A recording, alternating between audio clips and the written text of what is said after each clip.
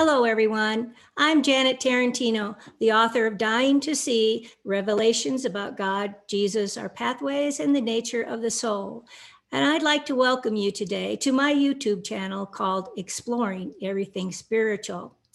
Please click on the like button below and feel free to share any video on my YouTube channel. And don't forget to subscribe below to see future amazing videos of everything spiritual. Our guest today is Jamesdemos, who I call Jim because he's a friend of mine. James is dear to my heart and is featured in my book, Dying to See, because he made such an impact on my life. After my NDE, I started to investigate telepathic communication because in my NDE, everything was communicated telepathically. And I wondered if telepathy was how mediums got their information. I was led to James by a series of events, and when I reached him, I quickly scheduled a reading. When the time came for my reading, James blew my mind when he told me about my guide, and someone I was unaware of had died yet. The strange thing is that I saw the spiritual being he described when I was 15, and the person that he had said was talking to me from the other side had indeed died. And I found that out when I followed up afterwards. Also during our talk, he spurred me on to develop my intuitive skills and gave freely of his advice and mentorship. So there you go. You know, a little bit about our backstory and we've kept in touch ever since. Now, let me tell you about James. Jamesdemos is a nationally known and internationally recognized empathic intuitive and evidential medium who also is a counselor for a nationwide not-for-profit service and helps seniors and disabled people with their debt problems. He currently lives in Chicago, Illinois, has 3 grown children, and has been practicing his skills for over 30 years with clientele, mostly from, but not limited to, North America and Europe.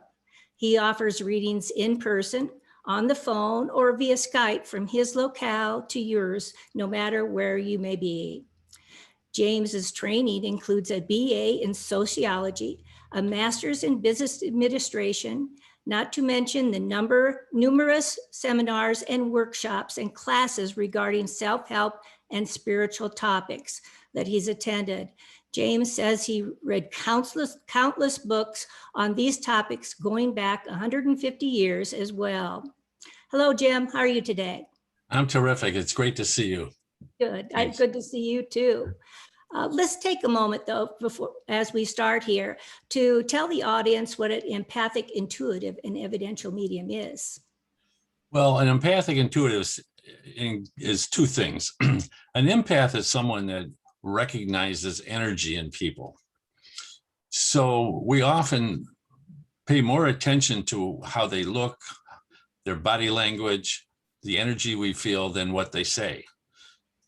Sometimes it's really good and normally noticed when you're young that you know things other people don't know. For instance, when somebody's lying, or when somebody's afraid, or somebody's really happy. So that's the impact. Intuition, most people know, and sometimes even call the same thing as instinct, is just a knowing, and it's a feeling, not a thinking. So intuition comes into play when you get that feeling, that hair that raises on your arms or the back of your neck, or that gut feeling, that gut feeling that something's okay or something's not okay. So what I'm often asked, well, I don't get it. You know, how's your solar plexus or your gut understand? And the best answer I've ever learned on that is your stomach is smarter than your brain because it hasn't evolved enough to doubt. So what stops us often is we wonder, is that right? But your intuition is telling you yes, yes, yes. And most people all their lives ignore their intuition. Maybe in really dramatic situations, they'll go with their intuition because that's what they feel they should do. So that's empathic, intuitive. When you put those together, it's really accurate.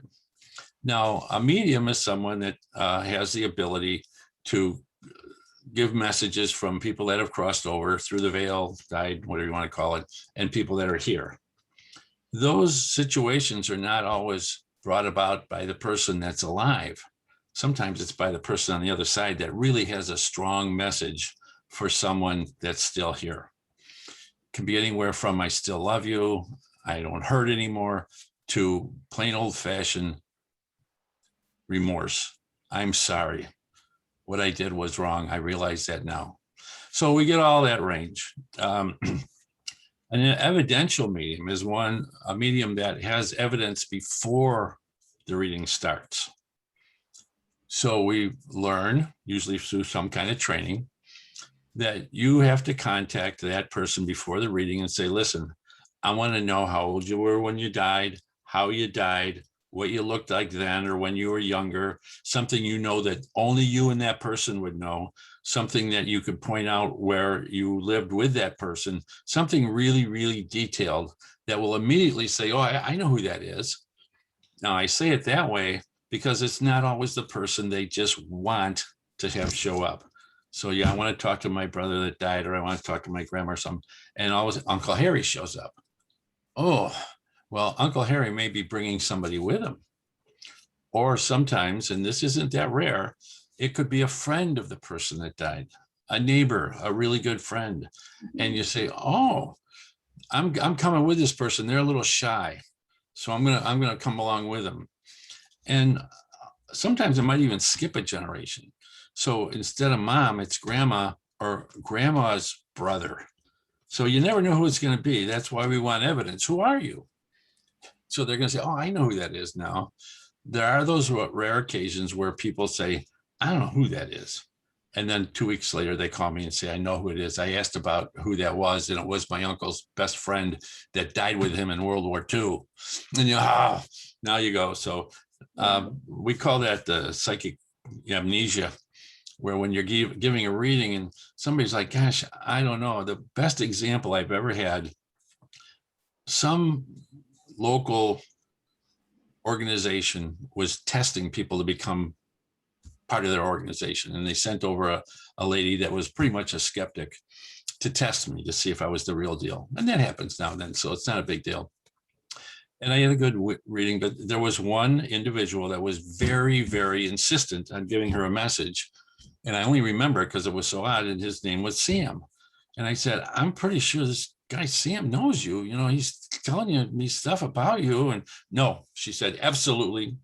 I haven't got a clue who that is. The rest of the reading went okay, and she went, and I was accepted into the organization. She called me 2, 3, 4 days later and said, I'm sorry, I forgot. My father's name was Sam. So I know, that's why I remember that one, because it's so, and I mean, he probably went with a nickname or something, and then she realized that that was his real name and didn't use it much. So that happens, and it doesn't throw us much when somebody says, I don't know who you're talking about. You say, okay, but don't worry about it. That'll come up later somehow, because it's really strong and I know it's accurate.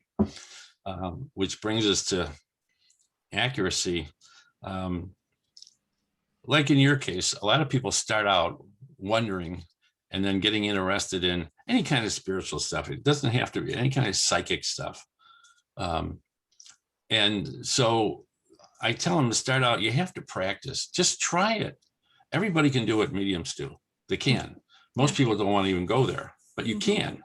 And but you can't just, you know, get a certificate or something. You need to practice to see how it works. So you practice with friends, and then you practice with some other people.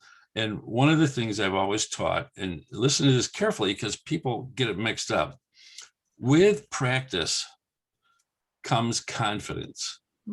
And with confidence comes accuracy. Most people think it's practice, accuracy, than confidence. No, you need to say, oh yeah, I'm getting pretty good at this. So the accuracy comes up because it just happens. You don't have to be concerned about the accuracy first. So if anybody that's thinking about doing this, keep that in mind. It took me 5 years of practice before I felt completely confident that everything was going to be fine. And like any kind of a performer, it 10 minutes before, you always go, oh, gee. Yeah. Okay. But I rely on spirit because none of the information I give in any of my readings is from me. I'm just a middleman. Spirit guides, someone that's passed. They're the people that are generating the messages, not me. And when you get used to that and you trust it, you just do it. Yeah. Yeah. That reminds me of the reading that you did for me, that you said a cowboy was here, and he said he always liked you, which he always did, and he had his dog Blackie, and I only know one cowboy, and he always had a dog named Blackie. Even when he got a new one, he named that dog Blackie. So that was significant to me, and he had indeed passed away. So it was amazing. Yeah. But you're known as the Northwood Mystic. Can you tell us how that came about? Yeah, that was a nickname given to me by friends. It's not something I came up with. Mhm. When I was young, in my youth, I spent a lot of my youth in the Northwoods of Wisconsin, way back in. Trying to picture that, the mailbox via dirt road was 6 miles away. Whoa, okay. So we were back in. My dad had been a logger. He died when we were young, and we had a log cabin, no electricity, no running water, but it wasn't a problem. And my mother always kept the cabin after my dad died. And so we would go there every summer. As soon as school let out, we were there. And the day before school started, we came back. I had an older brother and younger brother. So we were like 3 feral children just running around in the woods doing what we want with 22s and bow and arrows and knives, and fishing. So a lot of the people that understand psychic abilities say that connection with nature was part of the reason I noticed that I was different, because I grew up in the city, Oak Park, Illinois, a suburb of Chicago, during the winter, in my later years, all the way through till the end of high school. And as soon as I finished high school, I left and went to college. So I was gone. And, but I didn't get that until I was much older, that I have a much different connection with nature than most people, especially city folks. I notice stuff other people, I look up and say, oh, look, a hawk. And they're going, what? Oh, how did you see that? I notice stuff like that, So that's the Northwoods Mystic. And a mystic, on my business card years ago, I would say I was a contemporary mystic, because when you put out evidential medium and they're like, what's this guy talking about? I actually took it off and went back with evidential mediumship and intuitive stuff. But a mystic is just somebody that gets information other than through scientific means. So it's non-physical matter reality. So physical matter reality is like physics, astrology, or little tiny stuff in cells and stuff, atoms. Non-physical reality is stuff that we can't prove physically, like gravity or memory. The brain, they still haven't figured out where we store memories. They know how we recall them, but they don't know where they're stored. So that's the non-physical part of it. That's how a mystic gets. And messages other than through scientific means usually is some kind of a psychic ability. Don't people normally have that daily because of that still small voice that's within? I find that if you get an inner voice that you just that you forgot something behind, that is your guidance system, correct? Correct. Yeah. And the more you learn to recognize that other voice, your intuitive voice, the more you pay attention to it. Because most people go, oh, I just thought that. It's just like, oh boy. And that's just the way we're taught. Especially Western people have much more poo-pooing on things like, seeing visions or having clairvoyant or, premonitions and stuff like that. That's always poo-pooed, like, no, it's not real. And near-death experiences, there's a good example of where most people think, no, that's just a dream or something, But you could fill a warehouse with books on near-death experiences, and people still think it's hooey, especially medical or scientific people. Yeah. They have a real hard time accepting it. Yeah, they think it used to happen, but doesn't happen anymore. Yeah. There's always an out for those people, and that's okay if they want to believe that. It's like when we do readings, I like it when I call them bodyguards. Some people come, especially women, come with someone else, and I understand, they're alone with a guy, so they bring their girlfriend or their boyfriend or their spouse or mom, and that person is often a skeptic, thinking this is hooey, this guy's charging you money, and so the fun of it is I give the skeptic the reading in the beginning, and it takes about 2 minutes, and they're quiet, just looking at me. It's the old like that, with their mouth a little bit open, like, how did he know that? And so then I give the person that came for the reading. And so skeptics are fun. So that's one of those Now, little tips. when they bring a bodyguard, does that interfere with who comes through? No, not at all, because I quickly take that energy down by giving them a reading. Okay. And it's not like making them wrong or, outing them for something. It's just like, I know this is what happened to you in high school, or, I know this, boom, boom, boom. How did, and that brings us to the, how do you know? This is one of the things I teach people that I'm training. And it took me a long time to come up with this, not a long time, but long enough that people, I call them the double question. And one of them is somewhere through the reading, they'll say, how did you know? How did you know? The double, they say it twice. So I used to always say, I don't know. I really don't know how I just can. So finally, I'm not sure if I read this or I made it up, but I think I made it up. So this is my answer the last 15, 20 years. I know because I need to know. It's who I am. It's why I'm here. And everybody that's always a good answer for people. They go, okay. So that I made it up finally, an answer that people could grab a hold of rather than just me saying, I don't know. And most psychics that of any kind just say, I just can do it. And that's the truth. The ability's there, and you work on the ability, and then it gets better and better and better. Yeah. Now, you went to school in this suburb of Chicago, right? Oak Park, Illinois? Yeah, Oak Park River Forest High School. Is that where you got more of your training? No, my real training, this is kind of a good story.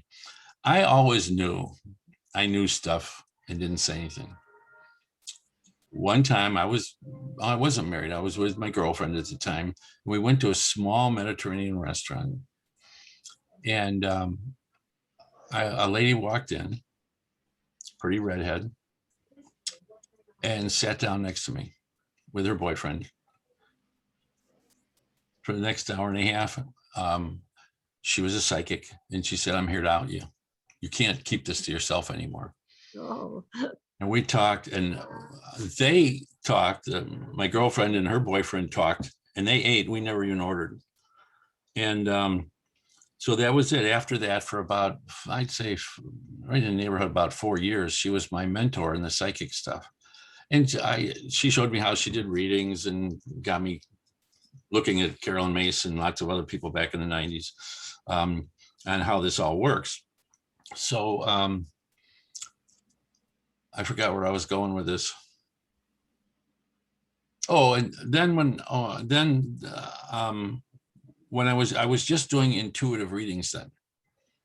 I didn't even really know much about mediumship. And an old friend of mine, unfortunately, had a 8-month-old baby die in the hands of a babysitter. Oh. And it just devastated her. She blamed herself, of course, and she lived in Portland, Oregon, and she flew all the way to New York to get a reading from George Anderson, one of the most famous mediums that's been around forever. Probably literary too, but very expensive to do that. but it changed her life. Her deceased mother came forward with a little kid, and they said, everything's fine, don't worry, that's just part of the way things are done. The baby died for a reason, and it just changed her life. So I thought, man, I'd like to be able to do that. That sounds really good. What is this medium? As fate would have it, soon after that, just months after that, it was Easter Sunday. And I was married by this time and had an apartment downtown Chicago. And a friend of my wife's came over and said, hey, it's Easter. Let's go to church. I thought, okay, because I've been to every kind of church I've ever heard of. So that isn't a big deal to me. I said, I'll go. So the lady said, I know this funny little church over here in the city, and I heard about it. I don't know anything about it. Let's go there. It's a spiritualist church. I said, okay, I never heard of that. I'll try that. So I put my suit and tie on because I was raised a Presbyterian, and you went to church in a suit, even if you were 9, And so we went there, and it turned out that the minister there gave readings to everybody that came every Sunday, just short 30, 45-second readings. Must have been about 40 people there, but they were fast and they were good. And I was fascinated with her. The Church of the Spirit in Chicago, Maurice Coverson is the reverend there, and she still is. Yeah. It was my turn to, okay, stand up. And they like you to speak. So you say, bless you, or yes, that's my name, or my name's Jim, or whatever. Well, she didn't give me a 45-second reading. She gave me a long reading, which probably seemed like 10 minutes. It was probably 4 minutes, So, but she told me some things that were pretty amazing. And I was like, what? After the church is over, like a lot of churches, you can go down in the basement and they have coffee and donuts or whatever, And my wife's friend outed me. She went over and said, hey, Maurice, you see that guy over there? He's like a psychic guy, you should talk to him.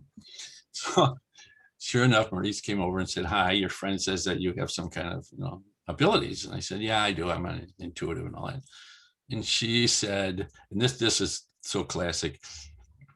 She said, I'd like a reading. So being Joe businessman, I reached for my day timer. How about Tuesday? She said, no, right now. Quick readings are tough because there's not much preparation, and there's noise around you and stuff. But I thought, okay. So like in every church, they have the folding tables in the corner, and we went over and sat at one. I gave her a reading, and she said, I would like you to come to our classes every Wednesday night, and we teach mediumship. I want you to come. Well, you don't turn down something like that. No, that's awesome. Yeah. So I think it was about 5 years. I took classes with Maurice. I don't know if sometimes I'd drop out for one session. They go like 3-month periods, and I'd go. And I met a lot of really neat people. And I also found that the vast majority of mediums don't do readings. They know they can do it. They do it for friends and all that, but they don't do readings because of the ridicule that comes along with it. Most of the mediums about or that are confident in it, just let that roll off. Mm-hmm. It's like kind of being any kind of a minority. If you're mature about it, you go, okay, you idiot. The same stupid jokes about psychics and all that. Oh, that's really funny. I've heard it 100 times. But so I got my training there, and the training isn't how to do it. It's how to say things. That's important. How to explain things. Mm-hmm. And she was really good at that, and very kind and very good medium. She does remote work, and you can call her on the phone. She'll describe your house for you. And I've tried that. Not yet anyway. And so that was where I got that kind of training. And then of course there's all these books, and I read lots of intuitive books and mediumship books, and most of them are the same, but every one of them has a little something in there that's new. So I get them when I can. And the IONS, the near-death experiences group here in town, every now and then has a speaker that's a medium. And I always go to those because I want to hear their story. Sure. Yeah. And it's all different. And we all do our readings differently too. Mm-hmm. It's just what works, and that's what you do. Mm-hmm. The biggest difference is just a medium and an evidential medium.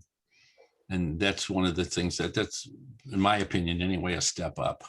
Yes, it is giving the proof, Yeah. more or less. Yes. Yeah, recognition of that person. Do you have a favorite book that you can recommend For what? for anybody that's interested in mediumship? Well, if you it depends on where you are along in your spiritual quest. If you don't get energy, okay, if you don't get energy as part is what this is all about, the Celestine Prophecy, James Redfield, was one of the books I read that I knew everything in the book, but it so validated other things. And then you can go to Carolyn Myss, M-Y-S-S, looks like Miss, but it's M-I-S-S. There's so many intuitive writers that have been around, and it's actually backed off a little. There was a lot of them in the 80s and 90s. Now you don't see a lot of intuition books. Let's see, Judith Orloff. No, she's empaths. It's Judith Orloff, O-R-L-O-F-F, for empathic stuff. I'd have to, I mean, I don't know if you can see the behind me. Yes, I know. Okay, you know, and so when I stumble, it's like, gosh, which one? Actually, if people want to give me a clue, just email me and say, listen, this is where I'm at. And, you know, I don't consider that mentoring. I just, you know, if mentoring is serious stuff where we're going to do it for months or years. And if you just have one thing, I don't understand this, or I'd like to know more about that, or and some people that are just kind of breaking out that it's okay to be a psychic. And that brings us to a topic we need to touch on. What's the difference between a psychic and a medium? Basically, all mediums are psychic, but not all psychics are mediums. So the easiest way to describe it is psychics tell you what's going to happen. Intuitive people tell you why and how things are happening now. I stay away from psychic work because I can give a psychic reading and tell you what's going to happen, if you're going to get the house, or your boyfriend's coming back, or, you know, the same old stuff. And one thing happens tomorrow and everything changes. And then you said he was all wrong. So that might not happen. You might be very accurate, but it just, there's too much variables for me to, every choice. Every so when choice people, make a difference. when people want me to do future telling, I just say, I don't. No. Yeah. And so you went to college in Iowa too, right? Yeah, Fairfield, Iowa. Actually, I went there for 2 years, and I went to Southern Illinois University in Carbondale for 1 year. Then I went back to Parsons College in Fairfield, Iowa, and graduated there. And I did my postgraduate work in Northern Illinois University in DeKalb. Where did you learn the transcendental meditation? And what is that? Explain what that is. Well, meditation's meditation.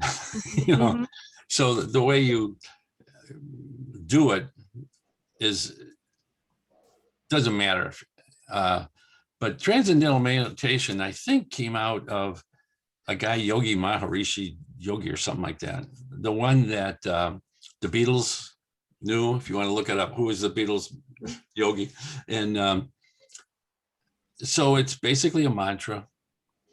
It was big in the 70s where they had storefronts, and for a couple grand, they'd give you your mantra.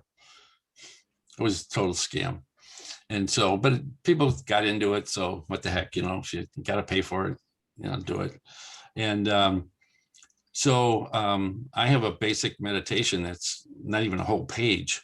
That's the way you have to do it. It's not complicated.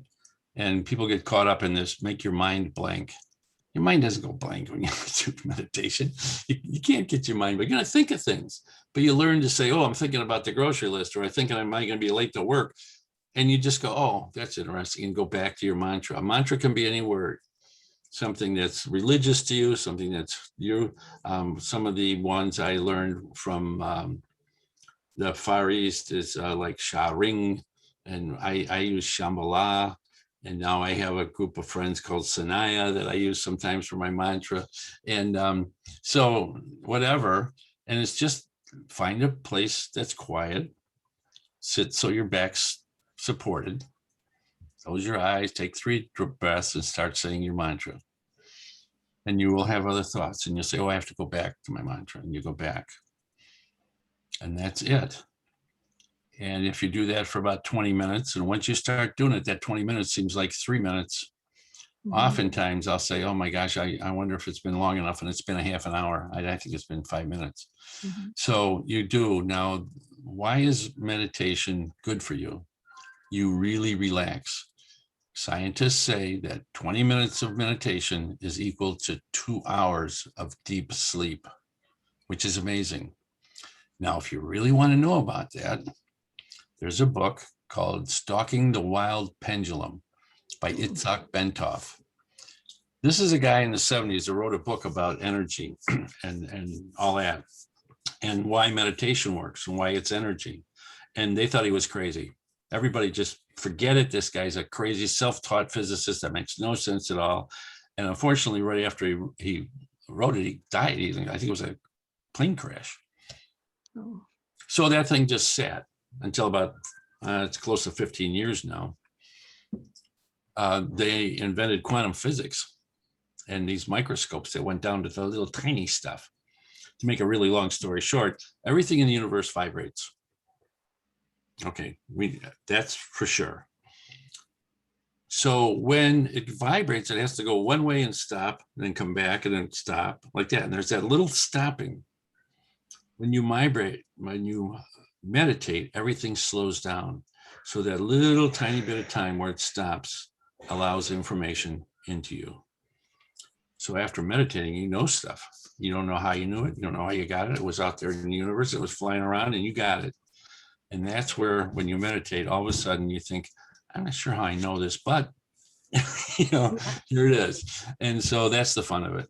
And Stalking the Wild Pendulum was taught to me was told to me by Belruth Napperstack, a famous intuitive that does meditation healing for everything, all different kinds of diseases and all kinds of different operations that are going to happen. Healing meditation, Bell, B-E-L-L-E, Napperstack. Don't ask me how to spell it. N-A-P something, E-R-S-T-A-C-I-K, something like that. But I met her, and she could be your sister. Same hair and everything, real pretty. And but she just right away liked me. And it was just one of those situations where she was having a workshop, and I called people running it, and they said, sorry, it's full. And of course, here you go. They called me 2 days before and said, somebody dropped out, you want to come? And I went, and right away we hit it off because I thought, she works out of the Cleveland Clinic. I don't know, she's older than I am, so she may have been retired by now. I did look her up not too long ago, and she's still alive, but she's written a lot of books on healing and meditation. So yeah, I find it interesting that you went to college in Iowa. That's near my hometown, and I lived in a suburb of Chicago as well, but it's a western suburb. And then we were drawn together by your brother, and because he lived in the same town that I did. It was so close all these times, and we finally came together at that point. Well, I really believe that's synergy. I mean, that's set up. That was to be, and we'd walk past each other in the street 100 times and not, but because of my brother Paul, and he knew, I think, a girl that knew your daughter, right? Yeah, okay. And your daughter the girl told your daughter told you, and you said, what is this guy? And then, but that's the way the universe sets things up when it's supposed to be. And there is a lot of people believe that we set this up before we came here. Before when we decided to come back to Earth. Why? And you're just like, gee.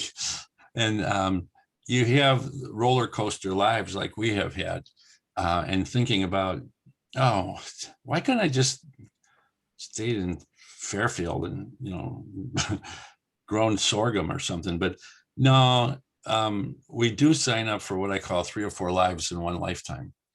And that's why a series of relationships is often common in people that are psychic, because when you have a relationship that seems to move on for whatever reason, it might not be for you.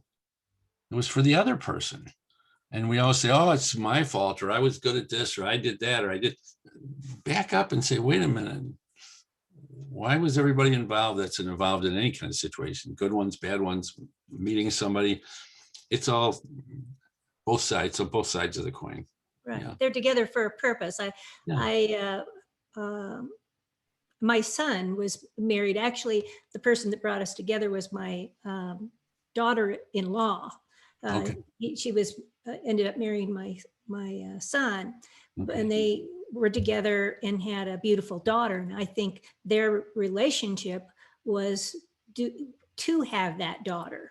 Mhm. And then they went their separate ways. I think there's reasons, because after my near-death experience, I was taken up to the whiteness of heaven, I guess you could say, or the in-between. I'm not sure what they call that.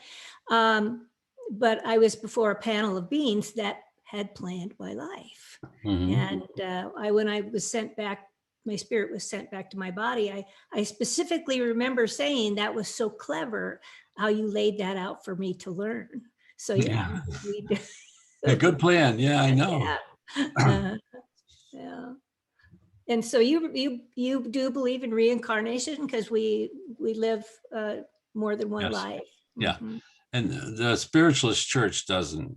So that was always one thing. I just figured, if you guys don't want to believe in it, fine. And from my experience with a lot of Jewish people, they think that you have one life and that's it only. You're done. Okay, if you want to believe that, fine. I just think you're going to be in for a surprise when you have your life review. But that's just me and lots of people I've been around that, and a lot of near-death experience people that say, no, it ain't over when your body dies. It's just a chapter, And it reminds me, well, I remember a past life, and actually the current love of my life, I remember from a previous life. And he saved me in that lifetime, and now he's in this life, and the coordination it took for us to be together, because he lives almost on the other side of the world. For us to come together was amazing. And it's also a lesson for him too, because it opened him up to things that are going on as well. So yeah, they had shown me that they wanted us to meet for a particular lesson that I was supposed to learn. And he took me to places that where I actually learned by something that I saw. I realized I had misjudged people when I was young. So yeah, everything's a lesson. And it's, if you can look at the challenges as lessons, not as failures and stuff like that, it makes life a lot easier. It really does. And people notice that. I wish I had a dime for every time someone has said to me, why don't you get upset about that? I say, well, check out my life before this. This isn't that big a deal. I've had a lot of things happen in my life that would make people much more upset than I was. It's not that you become callous to it. You just get to the point where what's next is going to be fine, or better, maybe even. And so, even with illnesses, why me? Yeah. Well, what did you learn from that situation? Yeah. Yeah. Oh, speaking of reincarnation, I had to mention this because it was real interesting, because I took care of my mom and dad, the last 5 years of their lives. And mom, as she was nearing her death point, she was sitting in her recliner, and she was shaking her head and kind of chuckling. And I said, what's going on? She said, they're showing me bodies, naked bodies of men. And then she said, oh my God, now they're showing me naked bodies of women. So I think she was picking out her next body. Yeah. You want to be big, you want to be small, you want to be tall, you want to be 5'1". Oh, that's cute. I never heard that before. That makes a lot of sense. It's like picking out your car you're going to get next, so let's see, what's your ride here, And she said, she was laying in her recliner, and I was coming into the living room to check on her, and she sat up, and her eyes were kind of glassy, and she was smiling, and she says, I get it now. I said, what? She said, we're eternal because we go in and out, in and out, meaning in and out of life. Yeah. So, the waves of life. One of the best explanations I ever heard, people say, what's the difference between a soul and a spirit? That's a tough one for most people. So the best example I ever heard was from a guy named Bob Olson, who writes books and has a YouTube thing. He was a private investigator. And again, when something happened and he wanted to investigate, what is this dying thing? And so he ended up, and he had for years, he's been on YouTube answering questions and all that. And he's got a very good book about what happens when you die. Just Babe Olson, Olson. But he came up with this. He said, well, look at it like your soul is the ocean, big, always there, not going anywhere. It's always there. And your spirit is like a wave that comes in and goes out.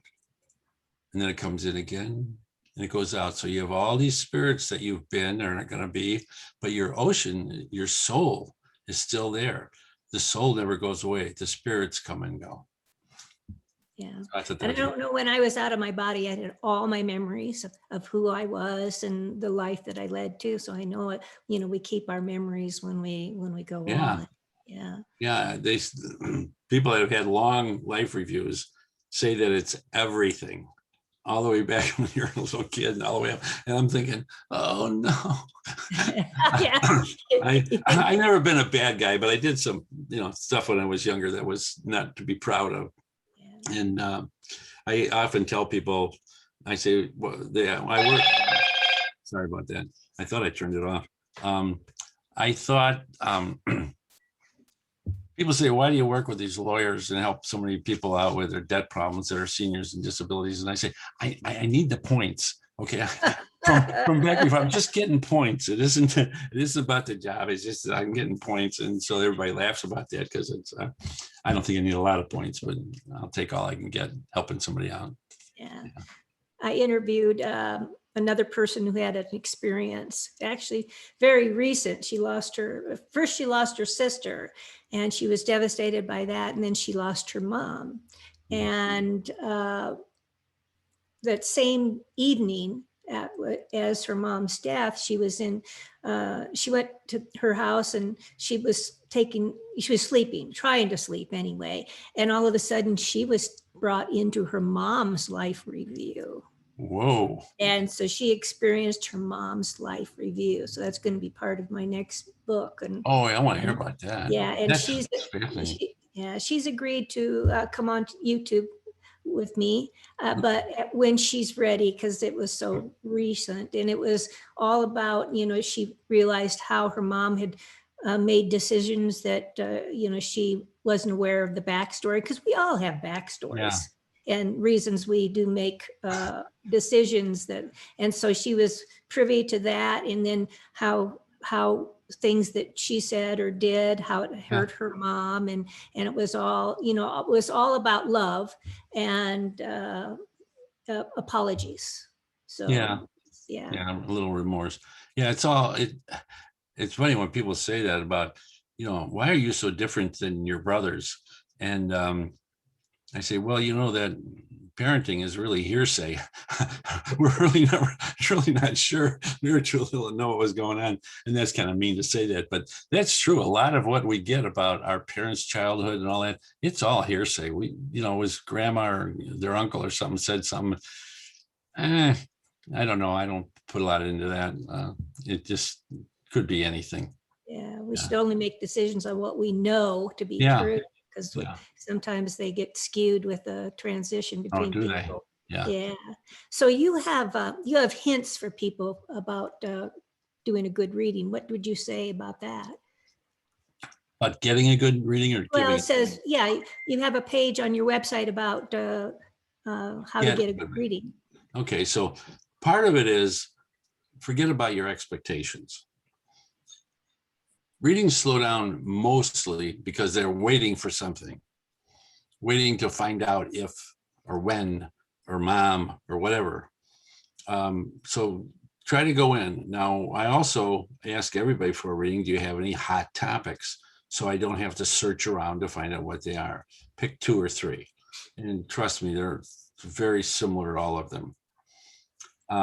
Also, shut up. people want to talk and verify or unverify. And I tell them, just a nod is all I need. Or if I ask you a direct question, just a short one sentence answer is all I need, because something's confusing here. And for instance, you got your Uncle Bob, your dad was named Bob, and your brother's named Bob. Well,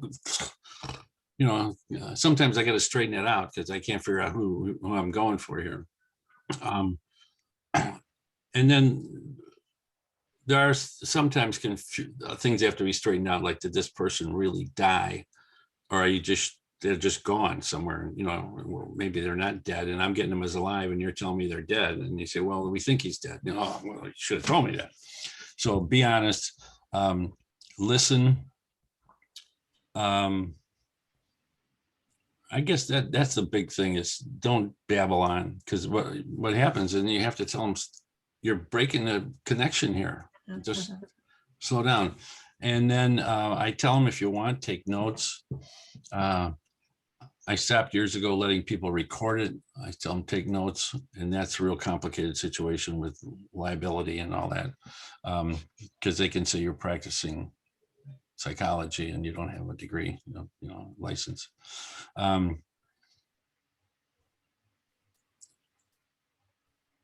Those are the most important things. I mean, there's some little details that'll go into it. The hot buttons, and come in with an open mind, and that it might not be what you expect.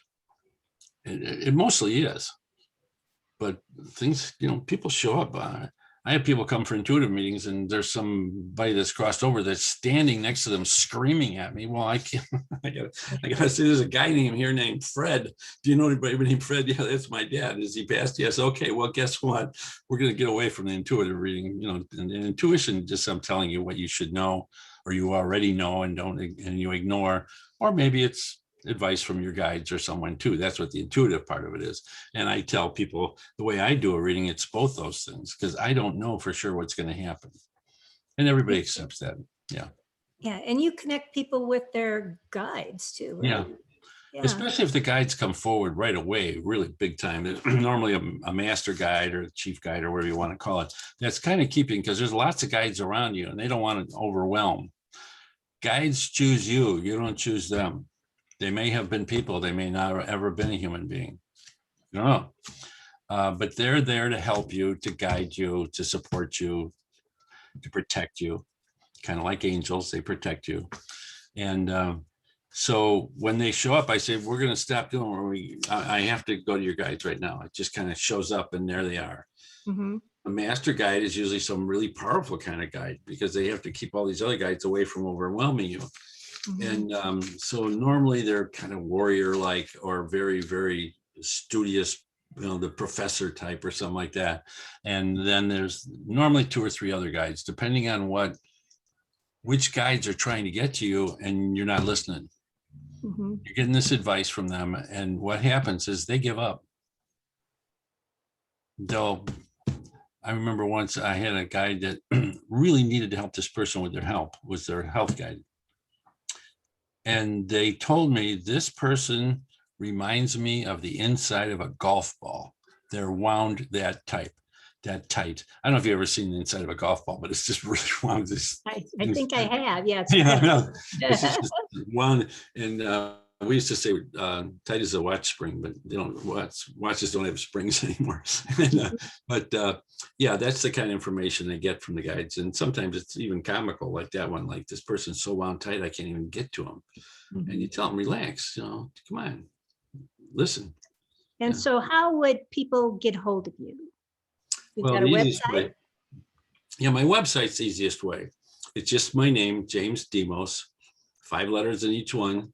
Next one's DEMOS, and it's .com. I know. I looked that up when I was like, you're kidding. We took that.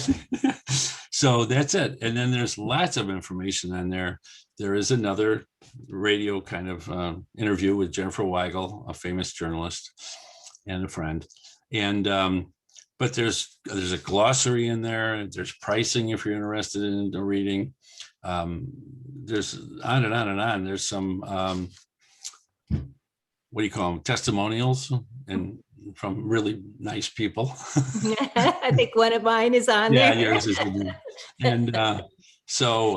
and there is one person that most people kind of giggle about, and it's not you, it's another one of the people. And you might be able to guess it's an ex-wife who, still really likes me and watched me grow into the mediumship and all that. Fantastic. So that's it. There's a phone number on there. My email address is just my name, jamesdemos at sbcglobal.net. That's also on the website if you can't remember, sbcglobal.net. Those are the easiest ways to get a hold of me. And that's the way most people get a hold of me. Okay. But I'm not one of these secretive, you can call me on the phone. People do. Okay. And there is a certain group of human beings out there that think all readings should be free. And so we have to have a talk about that when they call it. Well, this is a quick story. I went through that when I started doing readings. And I would charge what a small dinner in a little restaurant cost. And then I got hit with Jesus didn't charge, because I do energy healing too. And I was thinking, well, gosh, maybe I shouldn't. And then I started charging a certain amount. And then the other people that do what I do say, that's Jim, you're really cutting yourself short. So I moved it up a little bit. And then it got to the point where I was getting some celebrity and a lot of people knew about me and around the world. And I checked into what people charge that have my experience. And it was too much. I just thought this is going to stop some people from coming. So I took middle ground. And I'm retired. I have some money coming in and I don't have an opulent lifestyle. So I'm doing fine. But I do know that for it to have its importance, you need to charge something for it, or people just, and I still get once or twice a week, somebody says, can I have a reading? And I say, yeah, look at my website. And then I never hear from them again. Yeah. They kind of waited on the spot one, probably. Yeah, they thought I was just going to give her. And there are people that get free readings. And then there's the old saying, you pretty much get what you pay for. Mm-hmm. Yeah. Mm-hmm. Well, I'm thrilled that you came here today to talk to us, and I hope people call you, because I highly recommend James Demos. So give him a call. Thank you very much. Yeah. And I recommend your book. I enjoyed reading it. I gave it to some other people, including my son. And so, yeah, we're Mutual Admiration Society. I think we belong to you. I think so. Yeah. And I will have all of James Demos's information below if you scroll down in the information area on how to contact him. And I hope everybody has a great day. Thank you, James, for being here. You too. And bless you. You're wonderful. Yeah, bless you too. Bye. Bye-bye.